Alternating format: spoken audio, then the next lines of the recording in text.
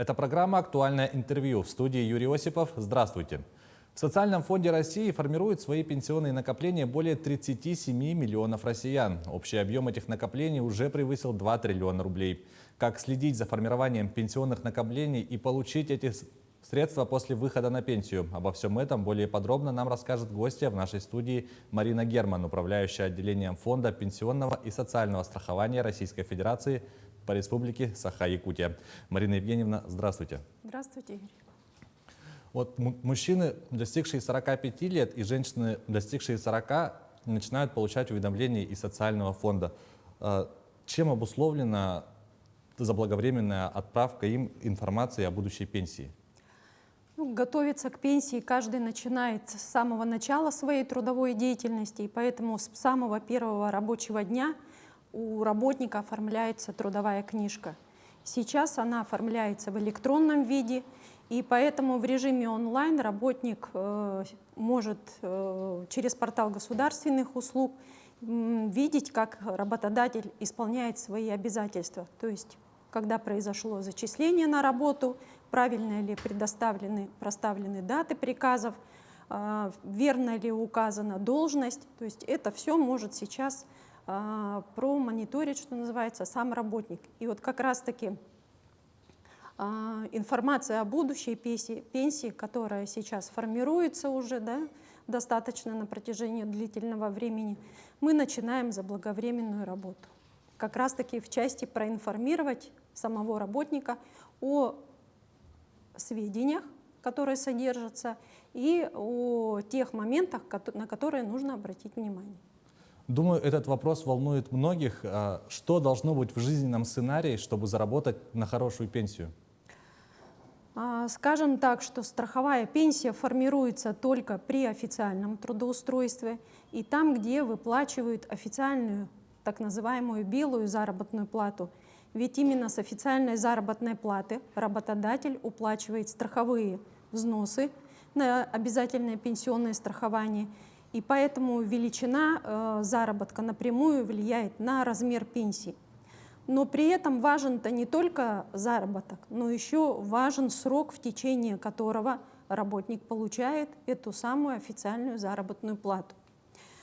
Конечно же, для назначения страховой пенсии на общих основаниях при достижении общеустановленного возраста достаточно иметь в 2023 году не менее 14 лет стажа, и индивидуальный пенсионный коэффициент составляет на сегодняшний день 25,8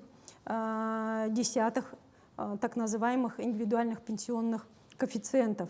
Это как раз-таки коэффициент, показатель, по которому и оценивается каждый календарный год именно трудовой деятельности самого работника.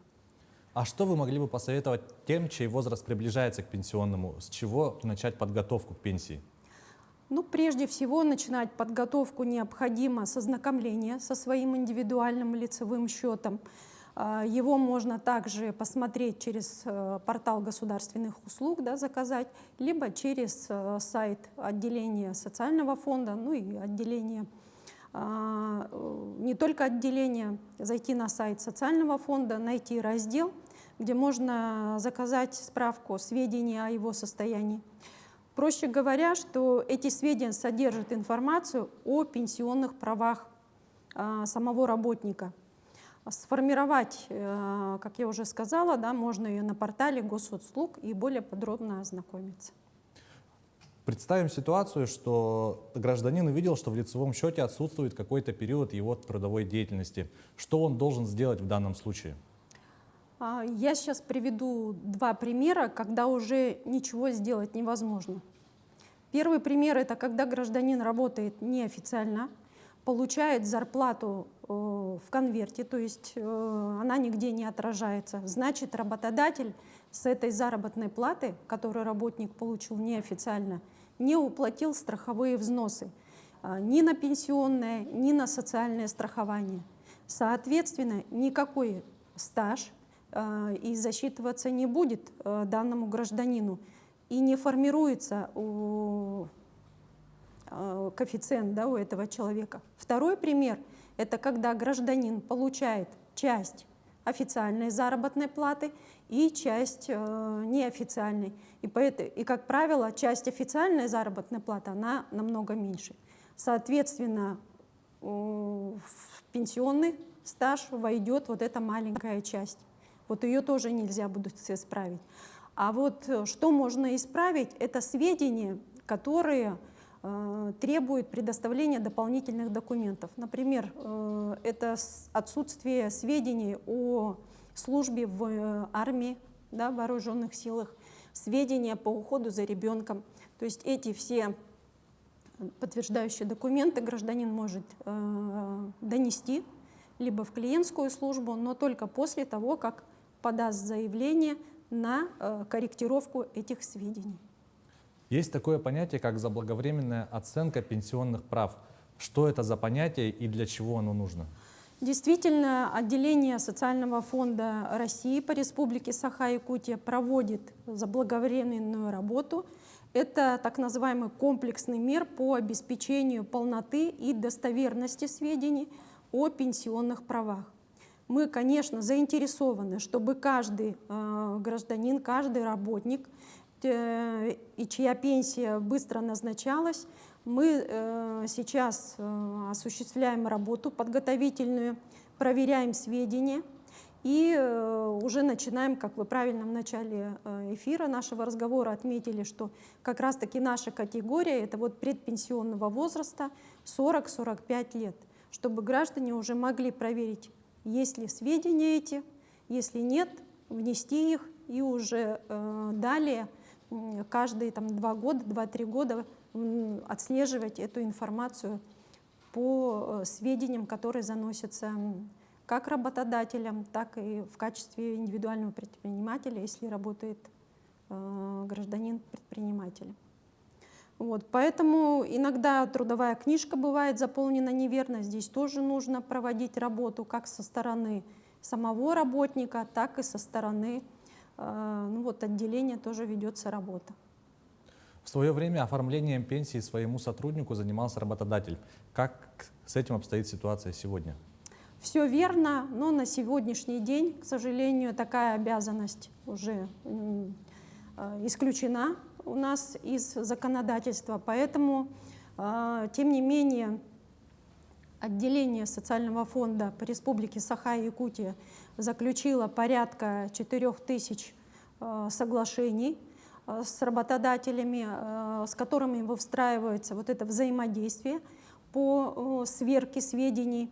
Но этого недостаточно. Мы знаем, что у нас работодателей гораздо больше, поэтому мы призываем всех работодателей заключить соглашение для того, чтобы осуществлять вот эту работу по сверке сведений.